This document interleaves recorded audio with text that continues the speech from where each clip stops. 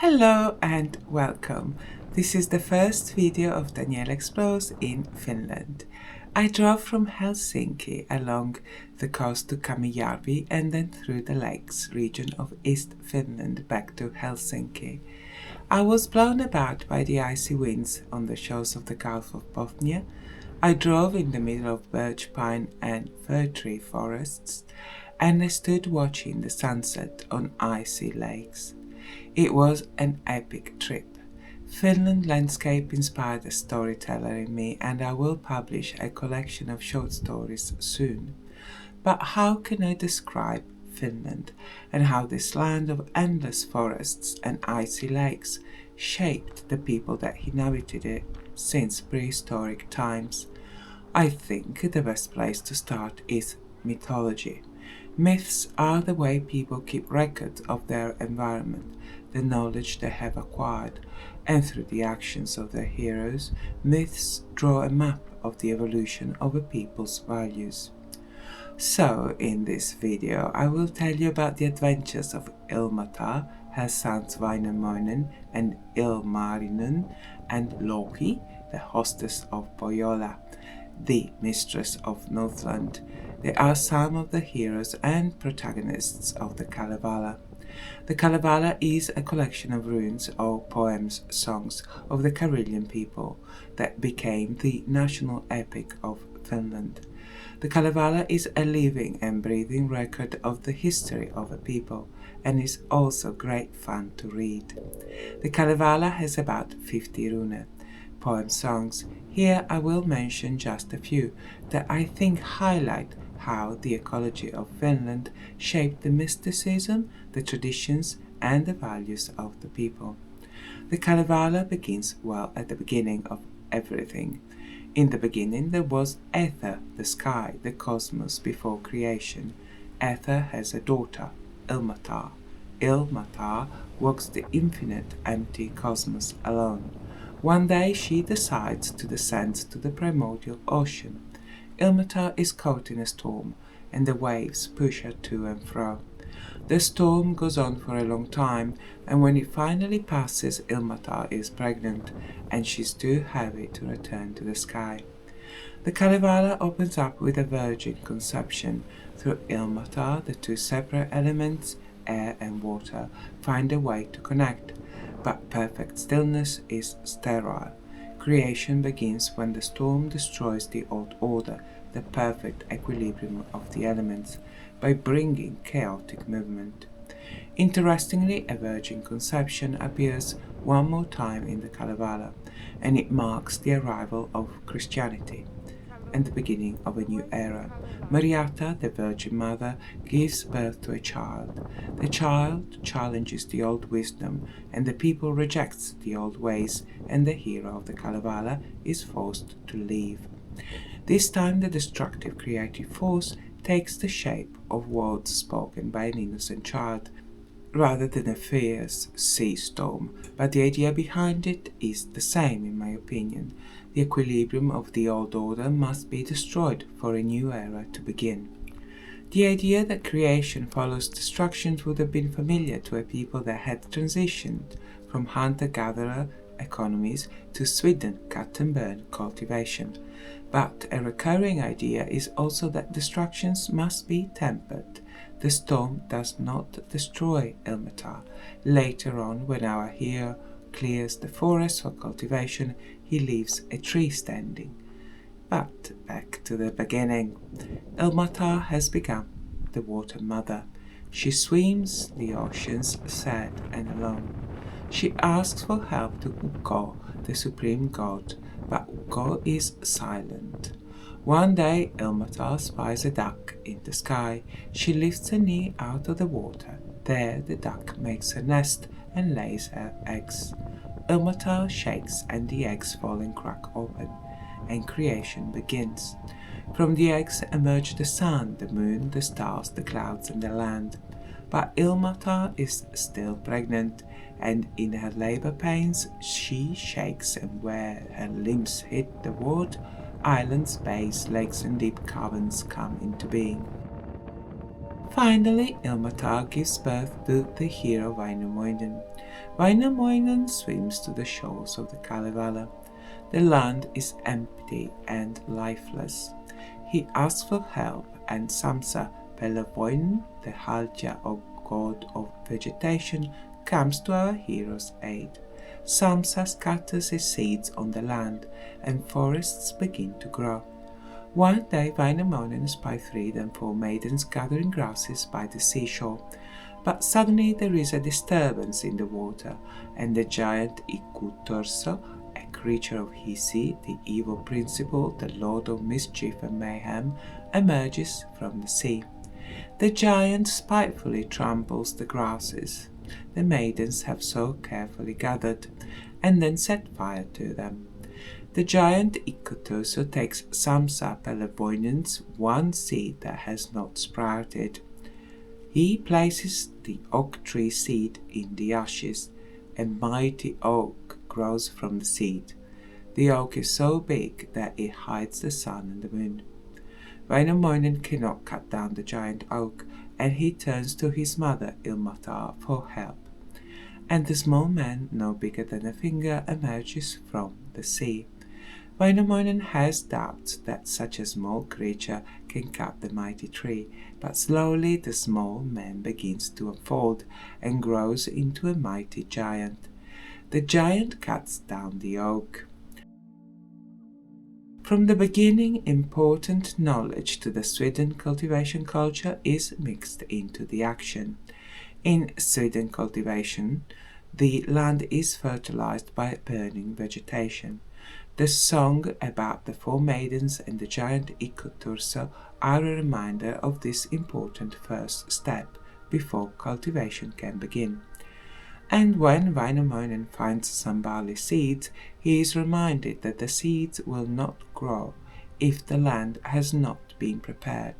So Väinämöinen cuts down the trees, but destructions must not be complete, and he leaves a birch tree standing, and in the sacred tree the holy birds, the cuckoo, can find refuge.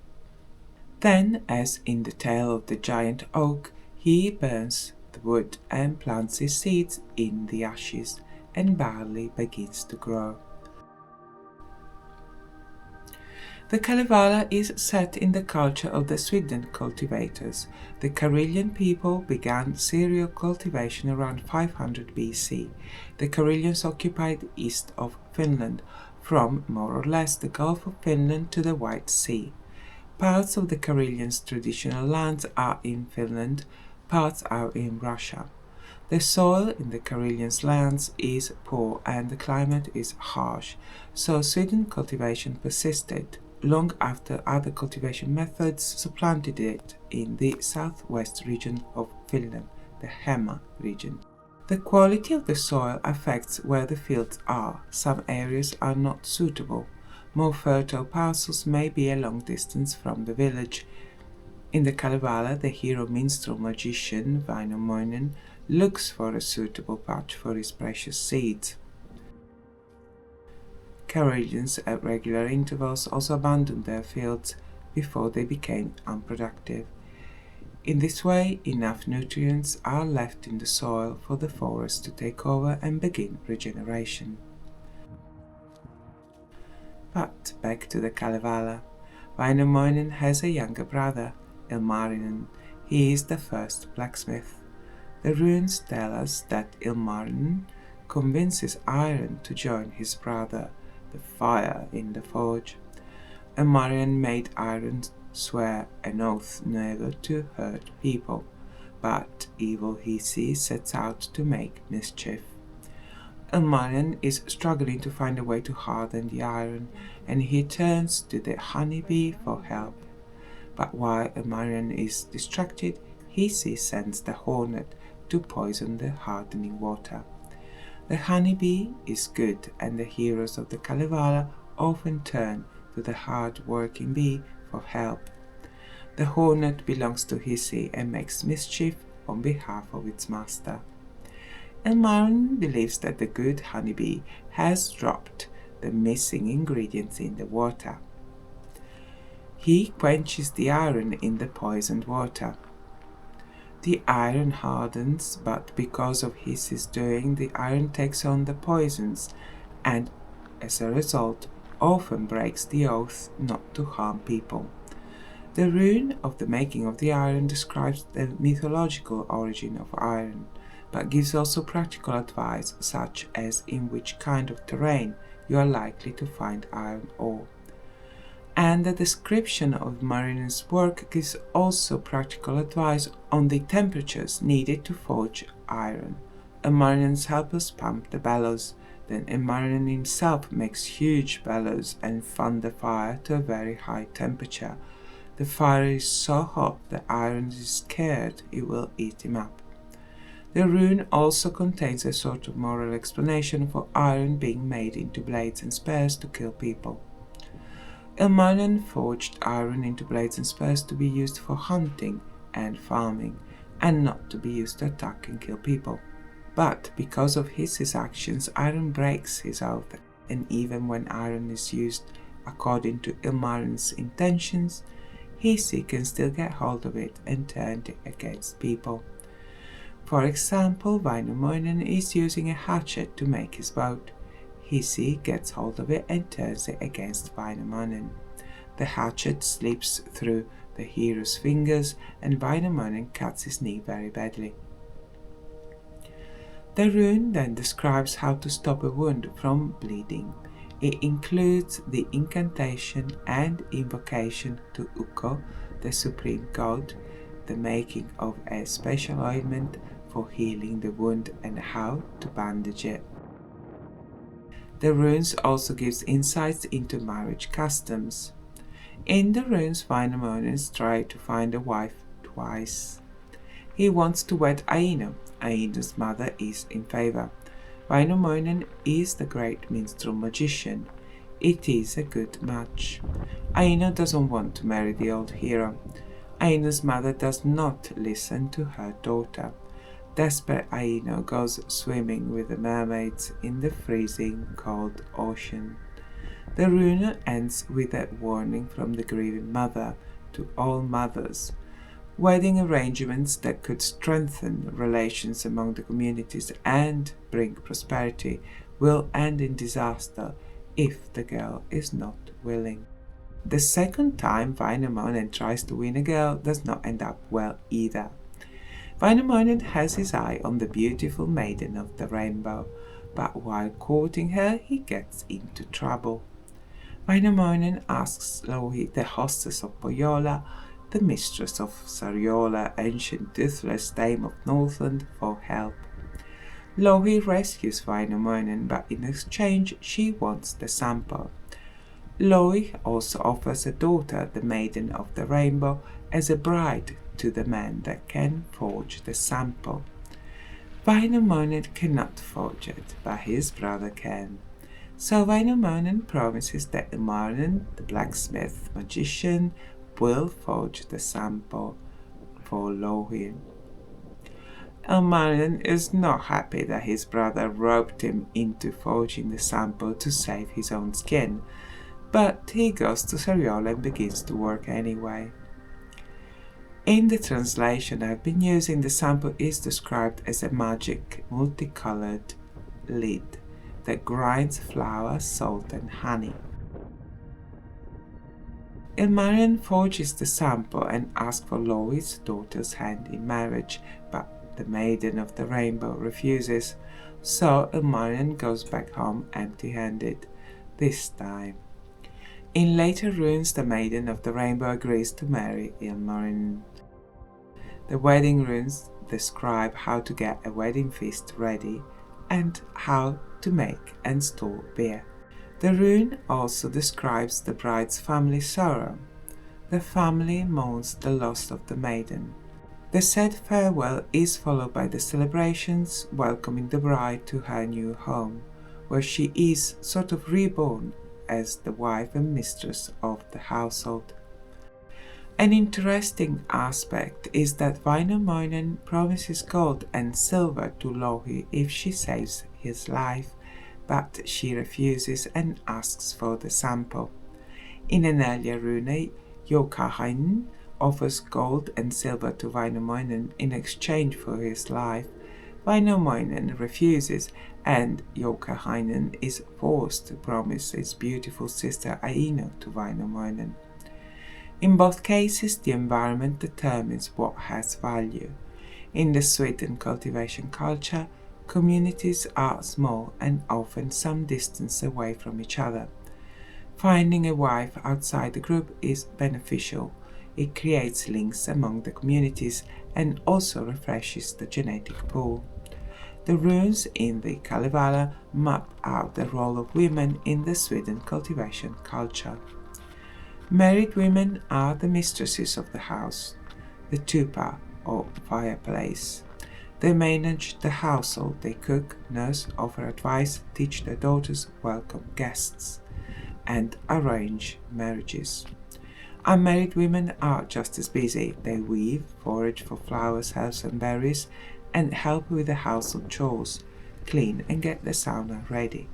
But unlike their mothers, unmarried women have a bit more free time.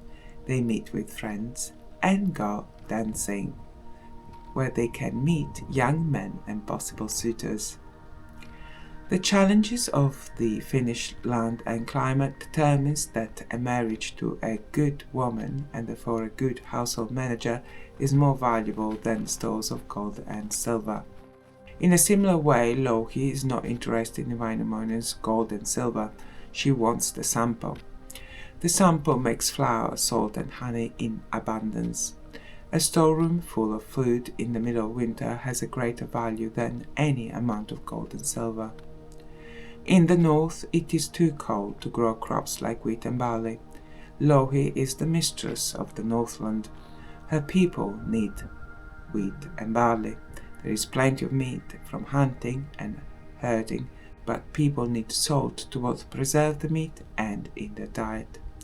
And honey for healthy childhood growth, as a source of energy, for preserving and for making medicine, and of course, sweet cakes.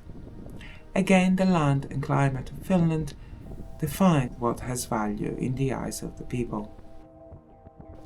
Our hero Minsu's magician and his brother have many more adventures, but in my next videos I will tell you about the archipelagos in the Gulf of Bothnia, in the Baltic Sea, and the towns and lakes I visited. I put a link to the Kalevala and the atlas in the description below. Both are free.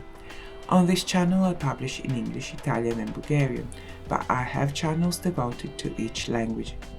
I put the link to my English channel in the description below if you are just interested in English videos. Thank you for watching. Please like and subscribe, that would be wonderful. Stay curious, have a lovely day. Bye bye.